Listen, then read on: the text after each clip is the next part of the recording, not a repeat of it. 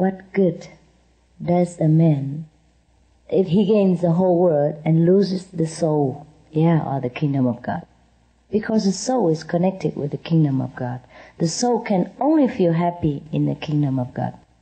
And the kingdom of God is within us, is at hand. So we don't need to really go to the Himalaya to search for it. We might go to the church to pray if that is helpful to us and make us find a little bit of comfort, for our daily stress. But that is not the kingdom of God. Once we found the kingdom of God, we never lose it again. And everything else is at our command. Therefore, Buddha has forsaken the kingdom of the earth. Therefore, Jesus refused to be the king of the Jews. Officially. His disciples and his followers wanted so much to make him the king of the Jews. But he refused. He said, my kingdom is not on earth. My kingdom is with my Father in heaven.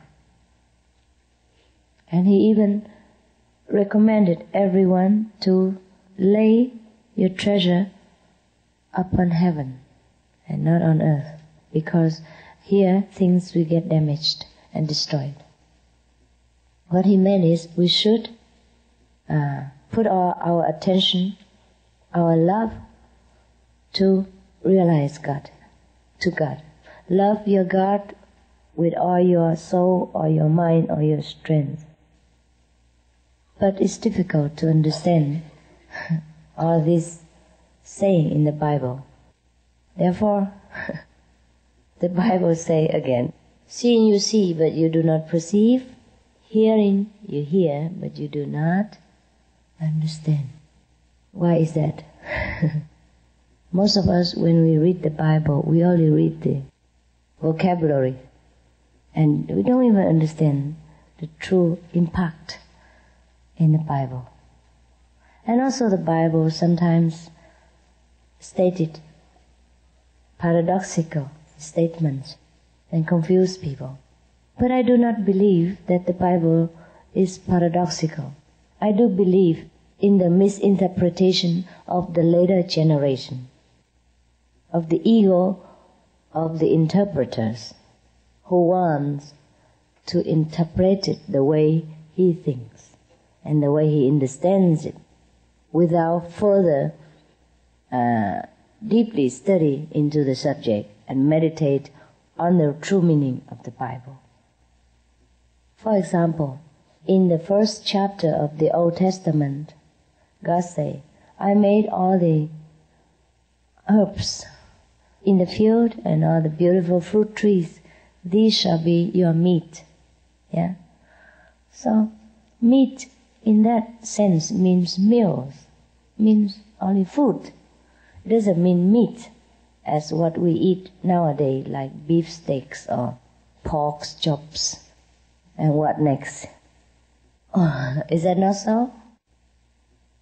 But then in other interpretation, they think, well, meat means meat. And also, if someone who never cared about the true meaning of it would interpret it as meat, but actually in the original text, I heard it means meal. Meat at that time meant anything for food, doesn't mean meat like we mean today. And also, for example, in India, we have a kind of very sweet, they call it sweet meat. Those of you who went to India would have eaten them and know what I mean, sweet meat. And now if we translate it into our language, it becomes sweet meat. It's correct. I mean meat, which is sweet. And if we don't know that, and if we have never been in India, or if we do not care to truly understand what that means, we put it as meat. And all the master in India would eat meat by now. Sweet meat. And now if somebody interprets it and think, wow, nonsense. How can meat be sweet? Probably the author wrote it wrong. Probably he mean lean meat. Yeah. And probably the interpreter has a kind of double eyeglasses, and he read it wrong. Yeah, because sometimes people write it by hand, and sometimes, you can see it in wrong light. If you study in college, sometimes the teacher make a test, like he whispered into your ear one word, and then tell you to whisper to the next and the next to the next, and when it turned to the 15 or 50, it changed the whole thing, the whole meaning, the whole word. Is that not so? Do you have that test? Then you know what I mean. So now, 2,000 years ago, you know what it means.